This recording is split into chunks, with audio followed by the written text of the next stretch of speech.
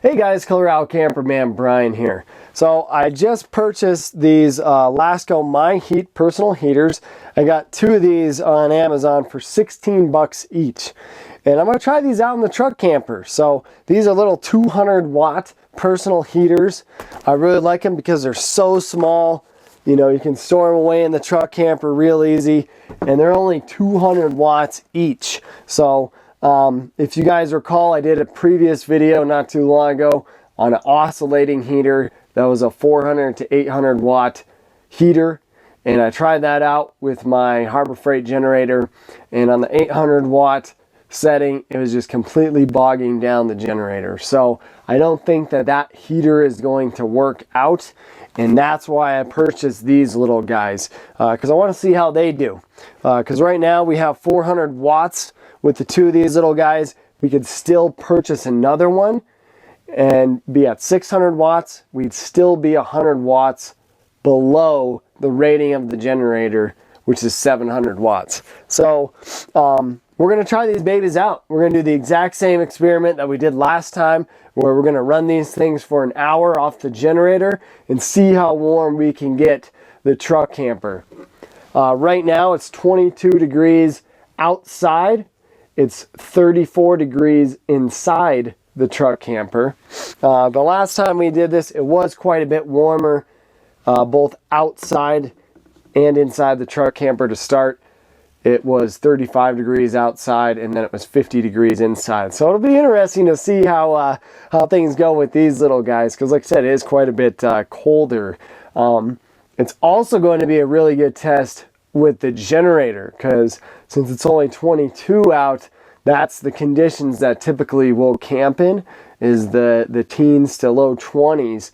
And so it's going to be a very good test on the generator's part to make sure that it fires up, because we're going to need to. So one thing I do want to mention, this is all for an additional heat source. Okay, I'm doing this because I have a Mr. Heater, little buddy heater that we use in here. We also do have another heater inside the truck camper.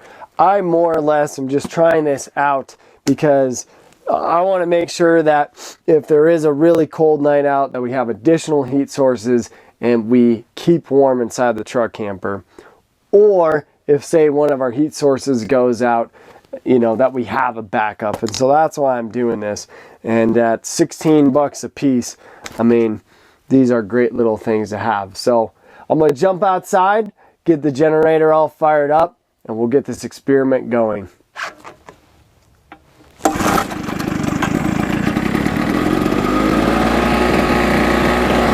Alrighty, so the generator is on. It did take quite a few pulls. I'm going to try to switch out the spark plug, because some people have recommended to do that. I bought an NGK, so I'm going to see if that makes a difference. I think it's just the fact that it's going to be a harder start when it's cold out, because it starts fine, just fine when it's warm out. But we'll see if the spark plug makes a difference. Anyhow, we have everything all hooked up now. So we have both heaters hooked up. We got one right here, which is where the oscillating heater was, and the other one's down by the camera. So we're going to go ahead and turn them on. Let's listen to the generator and see how it reacts when we put these guys on, when we add this load. Alright, so initial, you can hear initially, not bad after.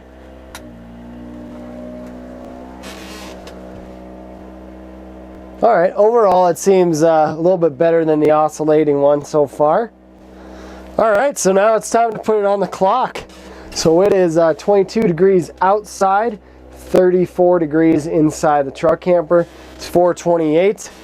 We're going to come back in 1 hour. We're going to see how warm it is inside the truck camper. Alright, so we are 1 hour after we started. So you can see 5:28. And we got up to 41 degrees. So very similar increase.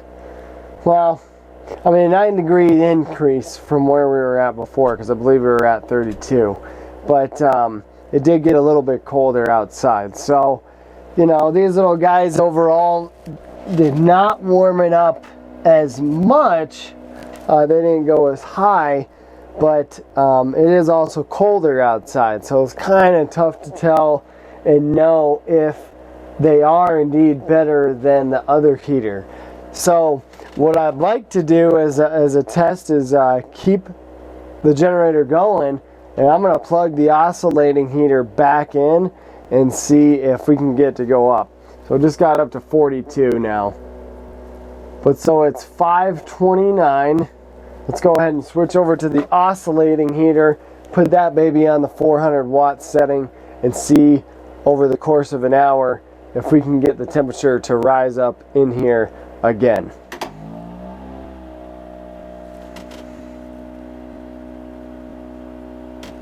I mean, the infrared heater, I mean, it really does put out a lot of good heat.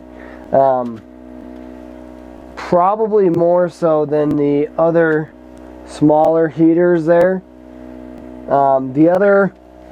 These guys do have a little fan to them though. So, I mean, they put out a decent amount of heat for the size. This obviously is a larger area. It does not have the fan, but it'll be interesting to see.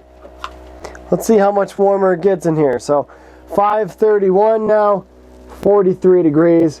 Come back in an hour and we'll see how we're doing. So as we are waiting for the results of the heater, I want to show you guys this awesome little thing that I picked up at Harbor Freight. It's an infrared thermometer. The reason I got this is because I wanted to be able to see the weak points of my truck camper.